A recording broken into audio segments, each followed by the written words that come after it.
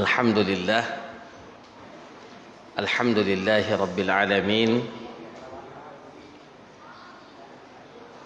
wa bihi nasta'in ala umuri dunya waddin,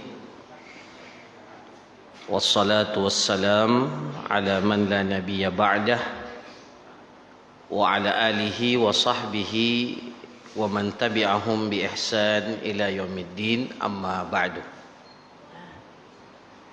Hadirin jamaah salat maghrib yang dirahmati oleh Allah Subhanahu wa taala, alhamdulillah kembali pada malam hari ini kita dianugerahkan oleh Allah Subhanahu wa taala kesempatan dan kesehatan sehingga kita dapat hadir dalam majelis ini. Mudah-mudahan kita termasuk orang-orang yang disebutkan oleh Rasulullah sallallahu alaihi wasallam, salah satu dari 4 golongan dan bukan golongan yang kelima. Rasulullah sallallahu alaihi wasallam mengatakan, kun aliman au muta'alliman au mustami'an au muhibban wala takun khamisan fatahlik. Jadi Rasulullah sallallahu alaihi wasallam terkait dengan ilmu ini memerintahkan kepada kita minimal jangan keluar dari 4 golongan ini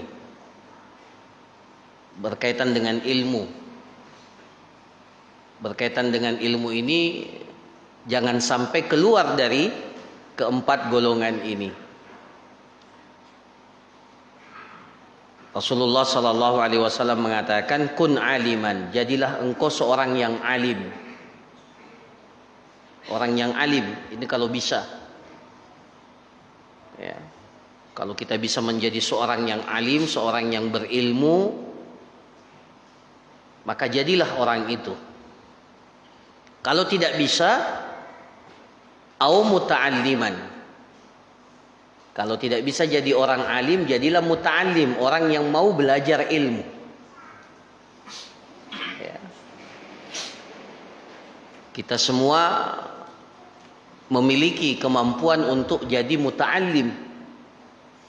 Meskipun untuk sampai pada tingkatan menjadi seorang alim tentu masih sangat jauh. Kita ini belum ada apa-apanya. Kita ini semuanya baru berusaha untuk menjadi muta'allim, orang yang mempelajari ilmu. Nah, kalau tidak bisa menjadi orang yang kedua ini, jadilah orang yang ketiga, au mustami'an. Kalau tidak bisa jadi orang yang belajar ilmu, jadilah orang yang mustami', orang yang senang mendengarkan ilmu. Ya, mustami'. Ustaz, saya sudah tua, saya sudah ini. Tidak bisa lagi jadi orang muta'allim, apalagi jadi alim. Jadi yang ketiga, mustami'. Jadilah orang yang selalu menyimak dan mendengarkan ilmu itu. Ya.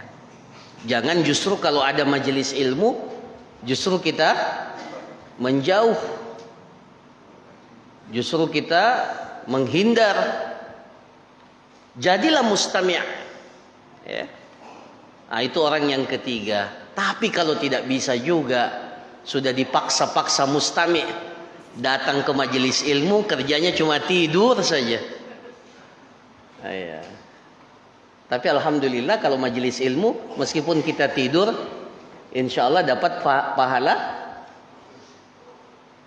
tidur, pahala majelis ilmu. Ya, karena orang yang datang di majelis ilmu itu, ya, itu tidak pernah akan mendapatkan kesengsaraan. Ya, meskipun dia datang bukan untuk mendapatkan ilmu, Dia datang hanya untuk sekedar duduk, ya, apalagi dalam majelis ilmu itu ada konsumsinya bagus. Dia datang untuk itu, tapi gara-gara dia datang, berkah majelis ilmu itu dia dapatkan. Ya. Nah, kalau tidak bisa jadi orang yang ketiga, jadilah orang yang terakhir. Au muhibban, orang yang mencintai ilmu. Ya. Jadi yang pertama jadi orang alim, kalau tidak bisa jadi muta'allim, orang yang belajar. Kalau tidak jadi mustami'. Ya. Nah, kalau tidak jadi apa? Muhib, orang yang cinta. Cinta ilmu. Bagaimana kalau dia cinta ilmu itu? Dia berusaha untuk mendukung dan mensupport, ya, semua hal-hal yang terkait dengan ilmu, karena dia cinta. Meskipun dia tidak bisa jadi orang yang berilmu, tidak bisa jadi orang yang pembelajar, tidak bisa jadi mustami', tapi dia cinta. Iya, dia cinta. Maka dia berusaha untuk memberikan kontribusi dalam bentuk kecintaannya terhadap ilmu itu. Nah, kemudian Rasulullah sallallahu alaihi wasallam, wala takun khamisan, jangan jadi orang yang kelima. Siapa orang yang kelima itu? Adalah orang yang binasa. Fatahlik, maka engkau jadi binasa. Siapa itu orang yang kelima? Bukan alim, bukan muta'allim, bukan mustami', dan bukan juga orang yang mencintai ilmu. Justru orang yang membenci, justru orang yang tidak senang dengan ilmu itu. Maka itulah jalan kebinasaan. Hati-hati jadi orang yang kelima ini. Jadi mudah-mudahan kita termasuk di antara orang-orang yang dianugerahkan oleh Allah kecintaan kepada ilmu. Kalau bisa jadi mustami', kalau bisa jadi muta'allim, dan insya Allah tidak ada kata terlambat untuk menjadi seorang alim. Sebagian para ulama itu menuntut ilmunya nanti di usia 40 tahun. Ya, di usia 40 tahun. Ya. Tapi jadi ulama juga. Ya. Ya. Jadi tidak ada kata terlambat. Nah, para jamaah sekalian yang dirahmati oleh Allah, sesuai dengan apa yang telah kita jelaskan pada pertemuan yang lalu, maka kita akan membahas, ya, tema kita adalah kitab pelajaran fikih yang kita ambil dari kitab Fiqhul Muyassar. Ini saya bawa yang bahasa Arabnya. Pekan lalu saya bawa bahasa Indonesianya. Ya, Fiqhul Muyassar. Nah, kelihatannya disepakati untuk mempelajari Fiqhul Usrah, fikih keluarga. Kalau kita belajar fikih keluarga, ada 11 pembahasan yang harus kita tuntaskan. Baru dikatakan selesai mempelajari fikih itu baru fikih keluarga. Belum fikih warisannya, ya, belum masuk itu warisan. Baru fikih berkeluarga. Ya. Nah, apa yang kita pelajari? Pertama tentang, ya, saya bacakan bab-bab yang akan kita lewati, ya. Ini kira-kira Ramadan bulan berapa?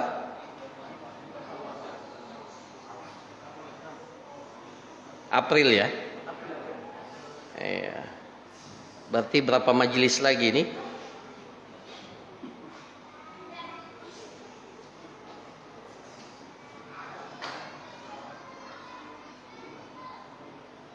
Oh, ini pas, tanggal ini, ya, 2 April itu 1 Ramadan prediksinya. Iya, berarti ada berapa pekan lagi? Hah? 8 pekan depan, ya mungkin sekitar itu. Mudah-mudahan bisa selesai, tapi saya tidak yakin. Ya. Sebelum Ramadan. Bagusnya sebelum Ramadan, karena kalau bahas fikih nikah di Ramadan kayaknya tidak pantas. Ya.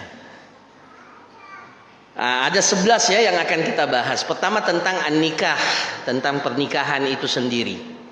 Ya. Kemudian bab yang kedua tentang as-sadaq, tentang mahar. Jadi mahar itu pembahasannya tersendiri. Ya, as-sadaq wal isyrah, hubungan suami istri, dan walimatul urs, perjamuan pernikahan. Itu satu bab. Jadi nikah. Kemudian yang bab yang kedua tentang as-sadaq, tentang mahar. Ya. Kemudian disambung dengan al-isyrah, bagaimana hubungan hak-hak kewajiban suami istri. Kemudian walimatul urs, perjamuan pernikahan. Itu dibahas dalam bab yang kedua. Bab yang ketiga, pembahasan tentang khulu. Khulu. Apa itu khulu? Kalau ada seorang istri yang meminta cerai dari suaminya, ya, dan setelah itu suaminya ceraikan, itu namanya khulu. Itu satu pembahasan. Kemudian bab yang keempat dibahas tentang at-talaq, cerai. Ya, jadi ada namanya khulu, ada namanya talak.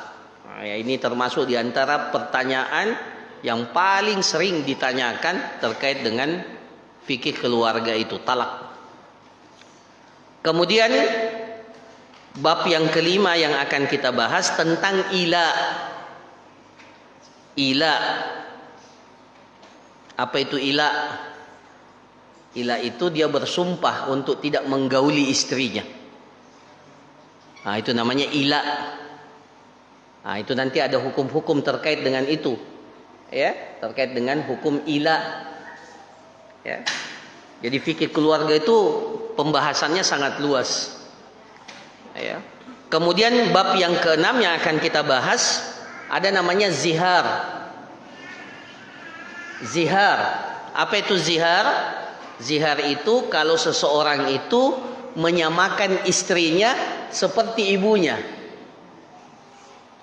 Ya. Dia sudah tidak tertarik sama istrinya sehingga dia samakan istrinya itu dengan ibunya atau dengan wanita-wanita yang menjadi mahramnya. Ya. Nah, dia katakan namanya zihar. Zihar itu dari kata punggung. Punggungmu seperti punggungnya ibuku. Itu namanya zihar. Ya. Ya, zihar. Nah, itu juga nanti akan kita bahas. Ini termasuk di antara hal yang dijelaskan oleh para ulama, dan ada ayat yang terkait dengan masalah ila, masalah zihar. Itu yang keenam. Yang ketujuh ada namanya li'an. Li'an. Apa itu li'an? Saling melaknat. Apabila seorang suami itu mendapati istrinya terjatuh pada perzinahan dan tidak ada saksi, tidak ada yang melihatnya, tidak ada yang mengetahuinya kecuali dia sendiri, maka dalam syariat ada namanya li'an, saling melaknat. Nah, itu ada ayatnya khusus. Ya. Ada ayatnya khusus dalam surah An-Nur terkait dengan li'an itu. Mula'anah, saling melaknat antara suami dan istri, dan siap untuk dilaknat kalau ternyata apa yang dia sampaikan itu dusta. Ya. Kemudian bab yang ke-8 yang akan kita bahas adalah al-iddah wal ihdad. Masa iddah. Ada namanya masa iddah. Ya. Jadi kalau seorang suami menceraikan istrinya atau seorang suami meninggalkan istri, maka istri itu menjalani yang namanya masa iddah. Nah, berapa masa iddahnya? Nanti kita akan pelajari. Tidak sama. Masa iddah itu bukan satu. Beda-beda tergantung kondisi bagaimana dia ditinggalkan oleh suaminya. Apakah meninggal atau dicerai biasa. Ya. Kemudian ada namanya al-ihdad. Ya, ini juga dibahas terkait dengan masa iddah. Kalau ternyata seorang istri ditinggal mati oleh suaminya, maka ada masa berkabung, namanya ihdad. Masa berkabung. Dalam masa itu dia tidak boleh melakukan apa-apa. Ya, kalau dalam masa berkabung itu seorang wanita berkabung, apa berkabung? Berduka. Iya. Ya. Suaminya meninggal. Setelah itu, setelah 3 hari ada yang lamar ki. Boleh enggak? Ada namanya ihdad, masa berkabung. Ya, kalau laki-laki tidak ada berkabungnya. Oh, iya.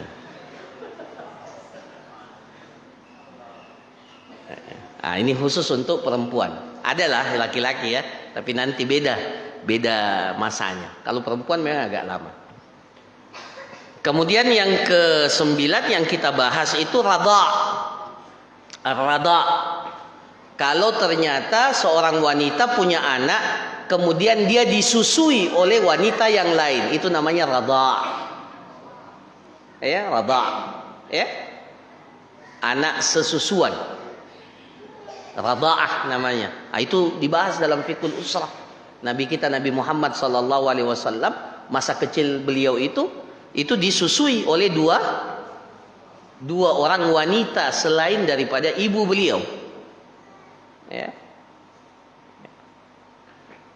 Kemudian pembahasan yang ke-10 al-hadanah, pengasuhan anak. Kalau ternyata qaddarallah bercerai laki-laki, seorang suami istri bercerai, siapa yang berhak mengasuh anaknya? Dalam fikih diatur itu, tidak sembarang. Tidak boleh suami bilang, saya yang cari uang, saya yang asuh anak saya. Istri bilang, tidak, saya yang lahirkan, maka saya yang berhak untuk mengasuhnya. Nanti kita bahas dalam al-hadanah, pengasuhan anak. Itu nanti akan berbeda-beda statusnya. Ketika anak itu kecil, kalau dia sudah balik, itu juga berbeda. Tetapi ada hukum-hukum yang dikecualikan. Itu namanya hadanah, pengasuhan anak ketika seorang sepasang suami istri itu berpisah. Ya. Boleh enggak kalau dia istrinya sudah menikah lagi dengan laki-laki lain? Ya. Jatuhnya pengasuhan anak itu ke siapa? Apakah tetap ikut istrinya atau kembali kepada bapak daripada anak itu? Ya.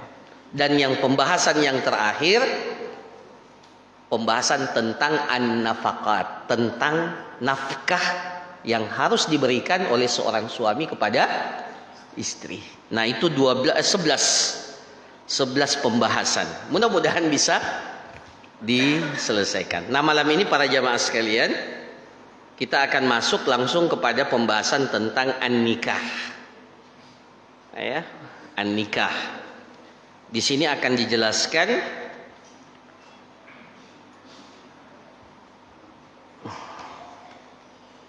Masya Allah, banyak sekali ternyata. Ya. Oh, ini kayaknya sampai 3 atau 4 pertemuan. Ya, ini mukaddimahnya. Ta'rifun nikah. Ya, tapi saya singkat-singkatkan saja supaya bisa kita ambil manfaat sebesar-besarnya. An-nikah itu secara bahasa artinya dalam kitab ini ad-dhammu wal jam'u wat tadakhul. Secara bahasa pernikahan itu artinya ad-dhamm. Ad-dhamm. Sesuatu itu dimasukkan ke sesuatu yang lain. Itu namanya ad-dhamm. Al-jama' mengumpulkan sesuatu. At-tadakhul saling bertautan. Itu secara bahasa. Orang Arab mengatakan tanakahatil asjar. Tanakahatil asjar. Pohon-pohon itu saling menikah. Maksudnya dia saling bertautan, dahan-dahannya itu saling bertemu, ya. Nah, itu namanya orang Arab bilang tanakahatil asjar. Pohon-pohon itu saling tanakah, ya, saling bertemu, bercampur antara satu dengan yang lainnya, ya. Adapun secara istilah, para ulama kita mendefinisikan bahwa pernikahan itu adalah aqdun yatadamman ibahah istimta kulli minaz zawjain bil akhar 'ala al-wajhil masyru'. Sebuah akad, ya. Jadi pernikahan itu disebut dengan akad, ikatan, sebuah akad. Namanya akad, maka ada yang berakad. Tidak mungkin ada pernikahan tanpa, tidak dikatakan pernikahan kalau tidak disertai dengan akad. Jadi akad. Akadnya apa? Apa yang ada pada akad itu yatadamman, yang mencakup, ya, yang meliputi ibahatus timta kullin minaz zaujaini bil akhar, yang dengan akad itu dibolehkan bagi sepasang orang yang menikah untuk saling beristimta, untuk merasakan kesenangan antara satu dengan yang lainnya. Tadinya haram. Jangankan bersentuhan, memandangnya apa? Boleh atau tidak boleh?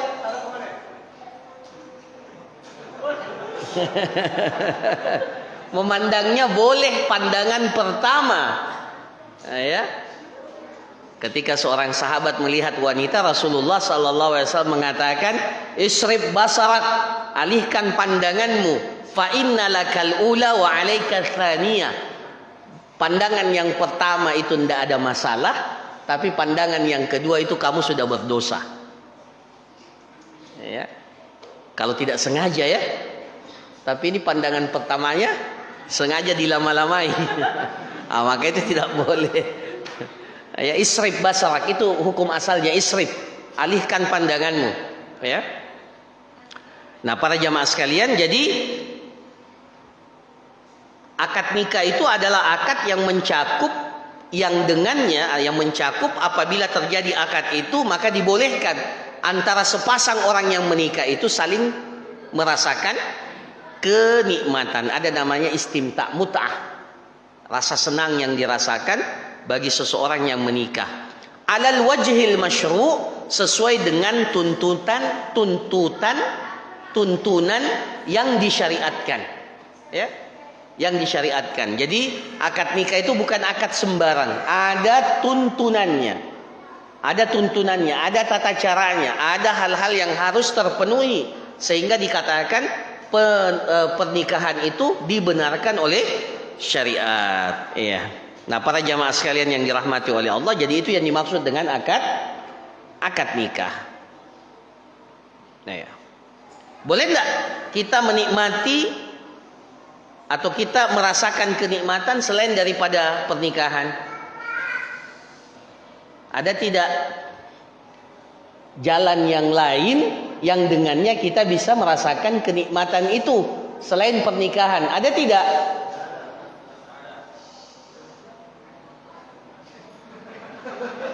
Tidak ada.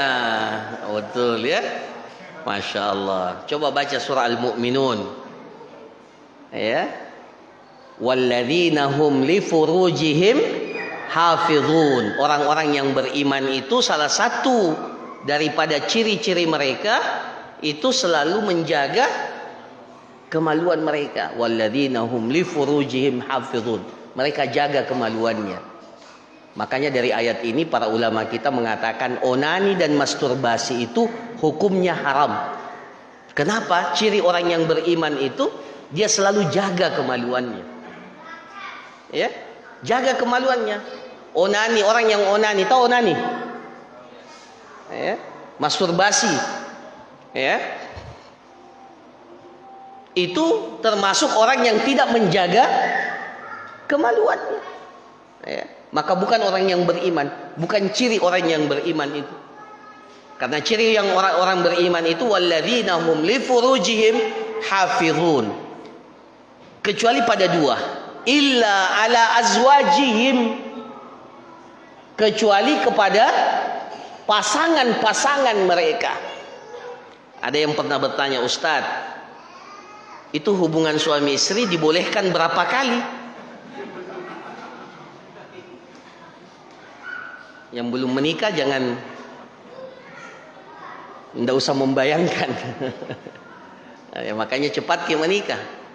Ini mumpung masih belum bulan Ramadan. Ya. Illa ala azwajihim, kecuali bagi pasangan-pasangan mereka. Au ma malakat aimanuhum, atau kepada budak-budak wanita yang mereka miliki. Fa innahu ghairu malumin, fa innahum ghairu malumin. Fa innahu ghairu malumin, karena kedua jalan itu tidak dicelah, malumin. Jadi Kalau kita ingin melampiaskan hasrat seksual kita pada dua jalan ini, itu tidak dicela dalam syariat. Ya, tidak dicela. Jadi ada berapa? Ada dua. Jadi bukan hanya satu. Tapi yang keduanya ini sekarang ini kelihatannya tidak ada. Ustadz, saya mau cari budak. Di mana ada budak sekarang? Nah, ya, itu ya sebagian mengatakan itu kasihan pekerja-pekerja TKW itu diperbudak. Iya, diperbudak, tapi bukan budak. Nah, ya, statusnya bukan budak, itu wanita merdeka yang memiliki hak yang sama dengan wanita-wanita merdeka yang lainnya. Ya. Tapi bisa ya, bisa, nanti bisa saja terjadi lagi, dan itu juga merupakan salah satu hal-hal yang mungkin terjadi pada masa yang akan datang. Iya. Nah, jadi selain pernikahan itu ada namanya milkul yamin. Namanya dalam syariat namanya milkul yamin, memiliki budak. Nah, kalau sudah punya budak, maka boleh istimta, boleh merasakan kenikmatan, tapi ada syaratnya. Ya. Tidak boleh ya. Jadi kalau sudah dia gauli budaknya, kemudian budaknya itu punya anak dari dia, maka akan berubah status perbudakannya itu. Ya, akan berubah status perbudakan. Ya. Nah, itu nanti dijelaskan dalam Kitabul Ima, ada pembahasan khusus ya terkait dengan masalah fikih, bagaimana tata cara hukum-hukum terkait dengan kalau seseorang itu memiliki budak, baik itu budak laki-laki ataupun budak wanita. Tapi alhamdulillah setelah datangnya Islam, ternyata perbudakan itu sudah tidak ada. Nah, dalil tentang disyariatkannya menikah. Nah, ini saya kira jelas ya. Pensyariatan pernikahan itu ditunjukkan oleh dalil-dalil yang sangat banyak. Di antaranya adalah surah An-Nisa ayat yang ketiga. Fankihu ma taba lakum minan nisa. Apa? Masna wa sulatha wa ruba. Fa in khiftum alla ta'dilu fawahidatan aw ma malakat aymanukum. Ini juga disebutkan oleh Allah dalam ayat ini. Maka nikahilah ya, ma taba lakum minan nisa, apa yang baik bagimu dari wanita-wanita, masna, dua, wasulasa atau tiga, atau ruba atau empat. Batasannya berapa? 4. Ya. Karena dalam pandangan syariat, kalau sudah lebih dari 4 itu tidak lagi mampu untuk ya manusia biasa. Ya, manusia biasa kalau lebih daripada 4 itu sudah tidak lagi mampu dalam pandangan syariat untuk memaksimalkan potensinya sebagai seorang suami. Beda dengan Nabi Shallallahu Alaihi Wasallam itu menikah lebih daripada 4 orang.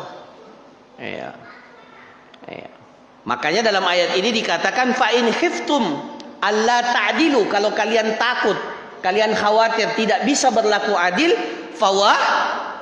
fawahidatan, maka cukup 1, au ma malakat aimanukum, atau engkau memiliki seorang budak aiman. Ya. Jadi kalau kita ini memiliki istri 1, maka kita sudah mengikuti tuntunan ya. Jadi orang yang memiliki istri 1 sesuai petunjuk syariat atau tidak? Sesuai, dan dia ikuti perintah Allah. Jadi jangan yang merasa bahwa baru 1 istrinya dia katakan, saya ini tidak ikut sunnah. Siapa yang bilang Anda ini tidak ikut sunnah? Allah yang perintahkan. Ya, Allah yang perintahkan. Kalau kalian khawatir untuk tidak bisa berlaku adil, maka nikahi satu orang. Jadi menikah dengan 1 orang wanita itu tuntutan syariat. Dan tidak usah merasa wah saya ini tidak apa? tidak mengikuti sunnah. Ya. Ya. Ini bukan perkataan orang yang takut, tidak.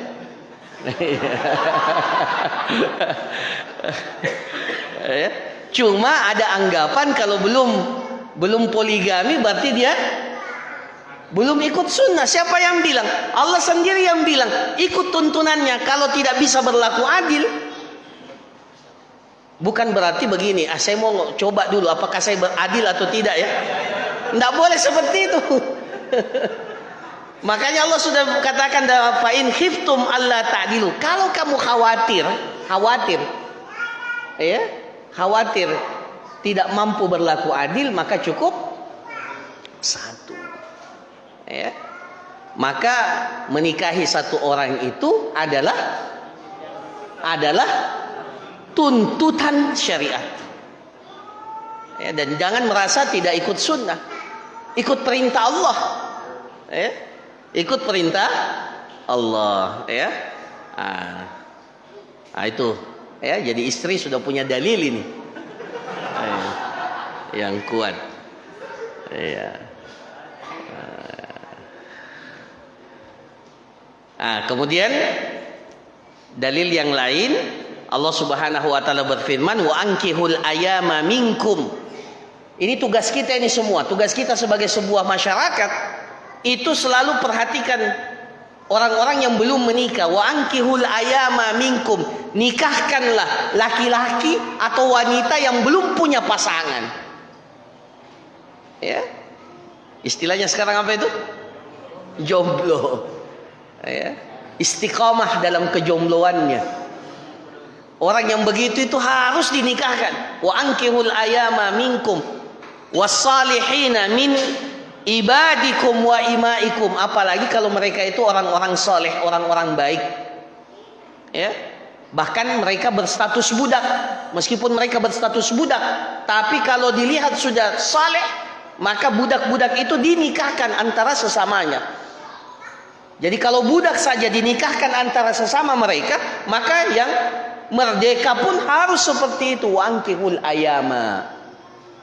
Ya, ini tugas kita semua. Ya, tugas kita semua. Ya, apalagi kalau itu adalah kerabat kita, ya, maka segera dinikahkan. Nah, begitu pula hadis-hadis yang banyak, ya, hadis-hadis yang banyak menjelaskan tentang perintah Rasulullah Sallallahu Alaihi Wasallam untuk segera menikah. Hadis Ibnu Mas'ud ini paling sering kita dengarkan. Ya ma'syarasy syabab, man istata'a minkumul ba'ah falyatazawwaj. Wahai sekalian pemuda, kalau seseorang di antara kalian itu sudah memiliki apa? Kemampuan. Kemampuan apa? Kemampuan untuk menikah dan memiliki biaya untuk pernikahan. Takalifuz zawaj. Ya, al-ba'a itu kemampuan untuk membiayai pernikahan. Baik dengan biaya sendiri atau dibiayai oleh orang lain. Bahkan kalau perlu berutang, tidak ada masalah. Boleh tidak nikah berutang? Saya nikahkan engkau dengan putri saya dengan mahar yang telah disepakati, utang karena Allah. Boleh tidak? Hah?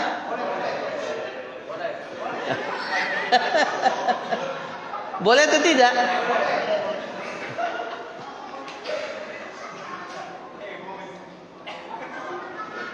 Nah, nanti kita pelajari ya dalam syarat pernikahan. Apakah persyaratan pernikahan itu? Makanya kita harus belajar ini. Ya, saya tidak mau jelaskan dulu boleh atau tidaknya, supaya sabar ikut ya yang pelajaran yang selanjutnya, karena akan dijelaskan syarat pernikahan. Apakah disebutkan bahwa dalam pernikahan itu sudah harus ada maharnya atau tidak? Ya, harus ada maharnya atau tidak dalam pernikahan itu? Jadi kalau tidak disebut maharnya, maka tidak sah. Apakah harus seperti itu? Nanti kita jelaskan. Nah, disitulah belajar, pentingnya kita belajar fikih. Belajar fikih itu kita belajar sah dan tidaknya. Ingatlah pelajaran yang pertama saya sudah jelaskan. Kita belajar fikih itu belajar dua hal. Belajar sah dan tidaknya, belajar mana yang sesuai tuntunan dan yang bukan tuntunan. Itu tujuan kita belajar fikih. Ya. Man istata'a minkumul ba'a falyatazawwaj. Jadi kalau seseorang di antara kalian itu telah memiliki kesanggupan untuk menikah dan memiliki biaya untuk pernikahan, falyatazawwaj, segera nikahkan, segera dia menikah. Ya, itu perintah. Falyatazawwaj. Ya. Fa innahu aghaddu lil basar, karena dengan menikah itu akan menjaga pandangannya, menundukkan pandangannya, wa ahsanu lil farj, dan akan membentengi kemaluannya, wa man lam yastati' fa alaihi bis-shaum. Siapa yang belum mampu atau belum memiliki kesanggupan untuk menikah, maka apa terapinya? Fa alaihi bis-shaum. Ya, maka kalau ada anak muda rajin puasa, maka insya Allah dia termasuk di antara para pemuda yang belum mampu untuk menikah. Tidak. Artinya dia melaksanakan sunnah dan berusaha untuk menjaga hasrat seksualnya. Ya, itu bagus. Ya, perbanyak puasa. Ya, perbanyak puasa. Ya, ada istilahnya para orang-orang itu mengatakan saumus syabab. Lagi puasa apa? Saumus syabab, puasanya anak muda. Ya. Karena ini kan hadis ini, ya ma'syarasy syabab, wahai sekalian pemuda, mereka yang disuruh oleh Rasulullah kalau tidak mampu menikah maka perbanyak puasa. Makanya namanya saumus syabab, puasanya anak muda, ya. Nah, fa innahu lahu wija, karena dalam puasa itu ada penangkalnya, ada yang dapat menahan dirinya dari terjatuh kepada pelanggaran-pelanggaran syahwat. Kemudian hadis Ma'qil bin Yasar radhiyallahu an, Rasulullah sallallahu alaihi wasallam memerintahkan, tazawwaju al-wadud al-walud, nikahilah wanita yang hangat rasa cintanya, al-walud, yang bisa melahirkan anak yang banyak. Fa inni mukatsirum bikumul umam, karena sesungguhnya aku ini akan bangga dengan umatku yang jumlahnya banyak. Ya.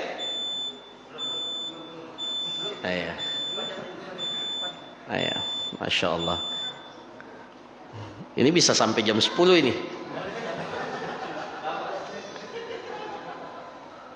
Kemudian ini terkait dengan dalil-dalil pensyariatan pernikahan. Nah, para jamaah sekalian yang dirahmati oleh Allah, kenapa pernikahan itu dianjurkan? Ya, ini ada 5 yang disebutkan dalam kitab ini. Pertama, i'faful furuj. Ya, tujuannya adalah bagaimana kita memiliki sifat iffah. Apa itu iffah? Penjagaan terhadap diri kita. Ya. I'faful furuj. Ya. Terutama kita membentengi kemaluan kita. Ya. Karena memang manusia yang normal itu dilahirkan oleh Allah memiliki hasrat seksual. Ya. Memiliki hasrat seksual. Maka sangat manusiawi ketika dia tumbuh berkembang sebagai manusia normal, itu memiliki keinginan hasrat seksual. Maka syariat kita ini mengaturnya, bagaimana cara kita melampiaskan yang namanya al-gharizah al-jinsiyah, hasrat seksual kita, ada penyalurannya. Nah, lewat yang namanya pernikahan. Kemudian yang kedua, agar kita ini mendapatkan sakinah, ketenangan, ya, ketenangan. Para jamaah sekalian yang dirahmati oleh Allah, Allah Subhanahu wa taala berfirman, wa min ayatihi an khalaqalakum min anfusikum azwaja litaskunu ilaiha wa ja'ala bainakum mawaddatan warahmah. Jadi ada istilah sakinah, mawaddah, warahmah. Dengan menikah itu akan melahirkan apa? Sakinah. Masing-masing memiliki tempat untuk berteduh. Ya, akhirnya dia dapat ketenangan. Ya, beda tidak orang yang menikah dan belum menikah? Ya, beda lah. Ya, beda. Hidupnya tambah tenang setelah menikah? Ada juga Ustadz, ternyata setelah menikah tambah masalah. Berarti dia tidak memahami konsep pernikahan yang sebenarnya. Makanya alhamdulillah kita di lembaga kita ini, mulai dengan ini kita sudah bertekad bahwa ada yang namanya sekolah pranikah. Ya. Jadi yang belum nikah itu harus ikut sekolah dulu. Namanya sekolah pranikah, jangan langsung menikah. Karena kalau langsung menikah tidak ikut sekolah, nah inilah yang terancam tidak naik kelas. Betul. Ini mohon maaf, banyak sekali kasus sekarang itu pasangan-pasangan muda yang cerai, punya masalah. Kenapa? Karena lihat temannya nikah, saya juga mau nikah. Jadi modalnya cuma modal semangat, dipanas-panasi sama temannya, menikah mau kok. Kalau kau tidak menikah waktu muda tidak keren. Tidak keren. Sekarang itu kerennya apa? Menikah muda. Iya, menikah tapi tidak punya ilmu, tidak pernah ikut sekolah. Akhirnya baru dapat satu masalah langsung bubar. Ya, siapa yang rugi? Rugi semuanya. Kalau pernikahan itu bubar, para jamaah sekalian, yang rugi siapa? Bukan hanya pasangan itu saja, banyak yang dirugikan. Maka tentunya sebelum kita menikah itu harus tahu dulu apa yang menjadi tuntutan pernikahan itu. Nah, jadi ada namanya sakinah, mawaddah, warahmah. Itu tujuan pernikahan. Kemudian yang ketiga, hifzul ansab, menjaga nasab. Apa itu nasab? Garis keturunan. Kita mau garis keturunan kita ini jelas bapaknya, jelas ibunya. Ini anaknya siapa?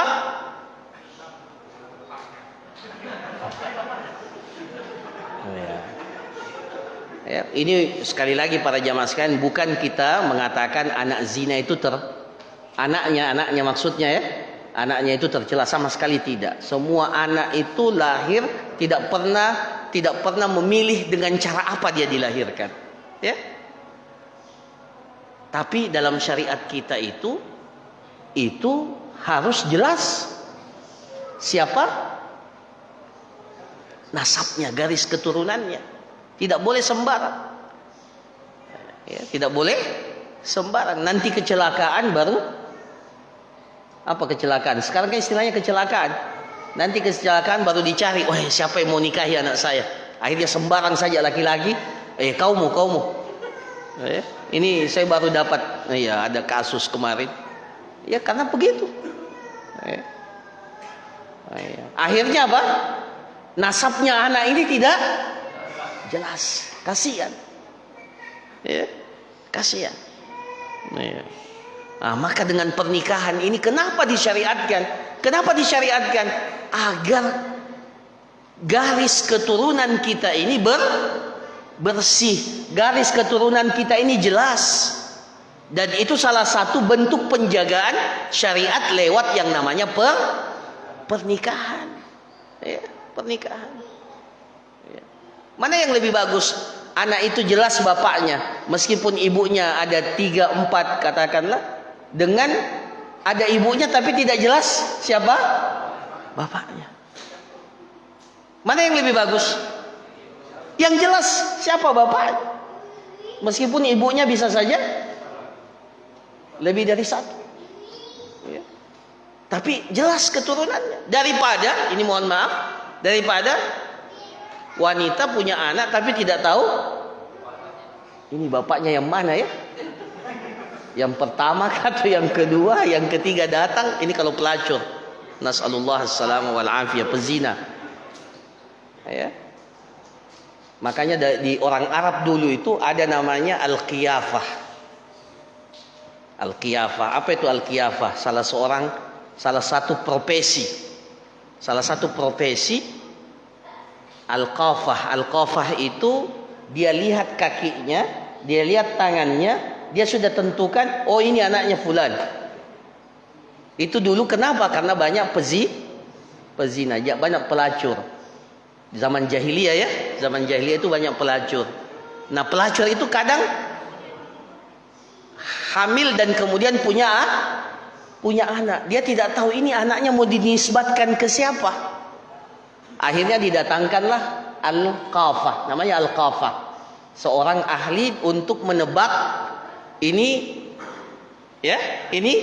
anaknya siapa. Kalau sekarang kan lebih hebat lagi, ada tes DNA. Ya, itu bisa langsung di ini. Dulu namanya al-qafah. Jadi dilihat kakinya, dilihat telapak kakinya. Oh, ini ini telapak kakinya punyanya. Seperti itu. Itu dulu begitu. Nah, kenapa para jamaah sekalian? Karena memang kebutuhan akan kejelasan nasab status itu sangat diperlukan. Ya. Jadi kalau di zaman jahiliyah saja mereka butuh kejelasan status, padahal mereka itu masyarakat jahiliyah, apalagi kita sebagai seorang muslim, maka harus bersih statusnya itu.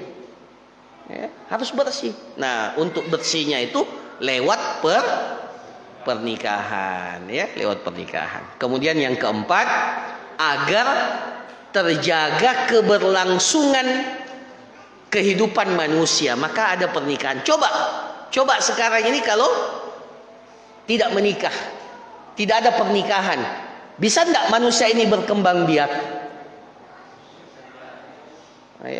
Bisa tidak? Ada sekarang ini satu gaya tren, orang itu tidak mau menikah. Laki-laki dia bilang, untuk apa punya tidak mesti dengan menikah kita punya anak. Bisa kok, bisa kita punya anak. Caranya bagaimana? Adopsi.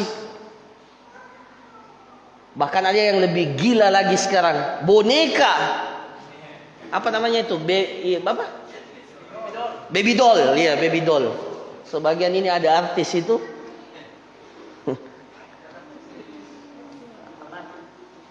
ya, nggak usah sebut merek.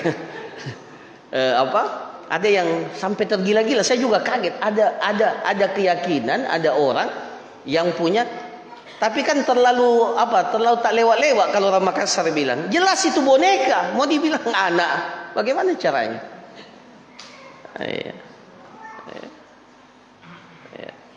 Ini para jamaah sekalian. Nah, kenapa sampai seperti itu?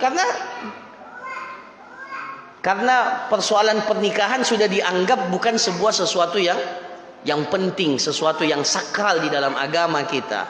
Dalam Islam tidak harus menikah. Ya, lewat pernikahan. Kenapa? Karena inilah yang akan menjaga keberlangsungan kehidupan manusia di atas muka bumi ini. Ya.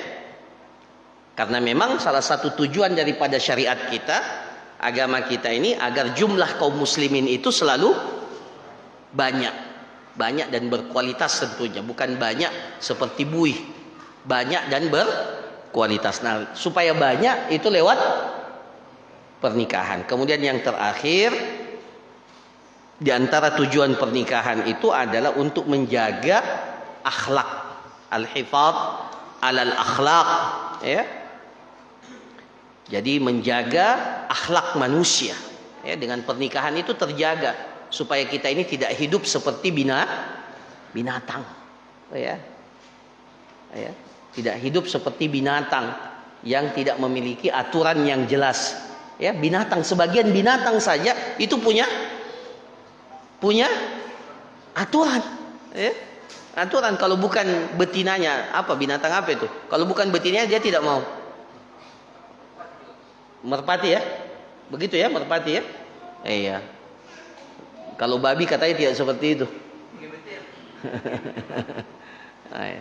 Tapi kalau sebagian binatang saja seperti itu, apalagi manusia. Nah, ini para jamaah sekalian yang dirahmati oleh Allah, tujuan daripada pernikahan itu. Ya. Saya kira demikian, ya, apa yang dapat disampaikan. Insya Allah kita akan lanjutkan pada pertemuan kita yang akan datang. Insya Allah, ya, masih terkait dengan bab pernikahan.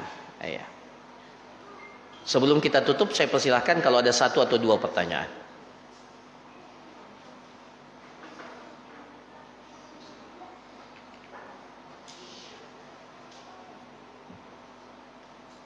Silakan.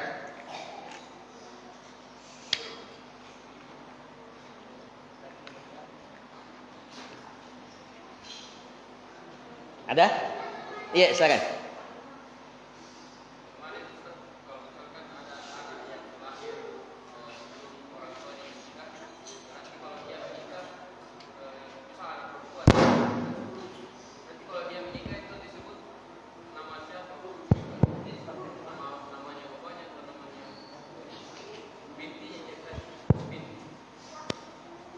Iya. Disebut seperti Nabiullah Isa, Isa bin Ibnu Maryam. Kalau bapaknya jelas, diketahui enggak bapaknya? Ditahu enggak bapaknya? Iya, tapi ditahu bapaknya. Iya, ditahu bapaknya. Maka maslahatnya sebenarnya dinisbatkan tetap kepada bapaknya. Ya, dinisbatkan kepada bapaknya karena itu jelas. Cuma ini mohon maaf, cuma itu kan dosa besar itu, ya, dosa besar, ya. Ya. Artinya nanti sudah berzina baru menikah, nah ya itu. Nah tetap dinisbatkan kepada, ada khilaf di antara para ulama, tapi lihat maslahatnya sekarang tetap dinisbatkan kepada bapaknya karena anak itu butuh kejelasan nasab, kemudian butuh nafkah, butuh apa dan seterusnya, maka harus. Cuma nanti kalau menikah sebaiknya jangan bapaknya yang nikahkan. Ini dalam persoalan nasab tidak apa-apa dinisbatkan, tapi kalau menikah maka sebaiknya jangan bapaknya, bapak biologisnya ya, karena waktu dia ya anak ini lahir tidak sesuai dengan apa, di luar pernikahan, maka sebaiknya yang nikahkan itu adalah wali hakim, ya, wali hakim yang nikahkan. Nah, itu yang lebih bagus. Tapi untuk urusan administrasi bagusnya tetap dinisbatkan kepada bapaknya. Itu sebagian ijtihad sekarang para ulama karena melihat ribet kalau tidak punya status bapak. Ya, sekarang kalau mau bikin akte kelahiran harus disebut kan siapa laki-laki harus ya, supaya anak itu punya kejelasan status dan itu lebih maslahat, wallahu a'lam. Ya. Ada lagi? Ya. Insyaallah kalau tidak ada kita lanjutkan pada pertemuan kita yang akan datang. Barakallahu fikum, jazakumullahu khairan, wa sallallahu ala nabiyina Muhammad wa ala alihi wa sahbihi ajma'in, wa akhiru da'wana alhamdulillahi rabbil alamin. Assalamualaikum warahmatullahi wabarakatuh.